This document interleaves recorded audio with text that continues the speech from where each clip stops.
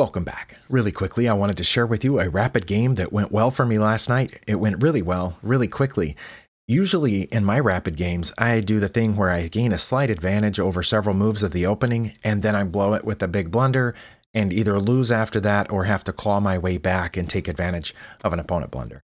But this is one of those that went really quickly right in the opening.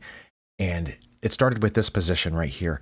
My opponent, according to the engine, and I think common sense, needs to play b5 here to protect their c4 pawn. They've just taken my pawn on the previous turn, and since I have moved my e pawn, I can now take this.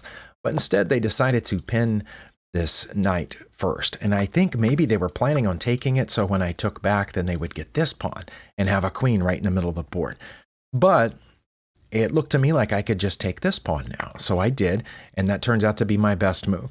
But now my bishop is pointed right here at their f7 pawn, and they definitely need to play e6.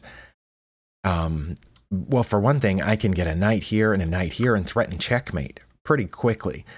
But instead, maybe they thought this would protect against that, and they put their knight here. That turns out to be a huge mistake. Now, the engine says I'm supposed to go ahead and take this pawn now.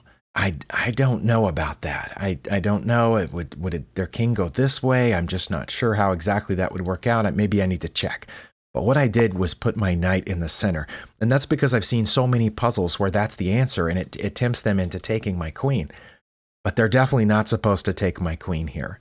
Their best move, according to the engine, is queen to a5 check.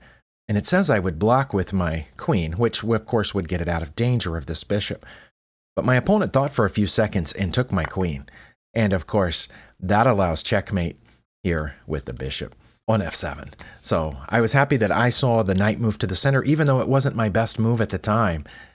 And now I'm going to go follow out that line with moving the bishop to f7 first and see how that could have played out in various ways. But I got checkmate on move 7. So thank you for watching. We'll see you next time.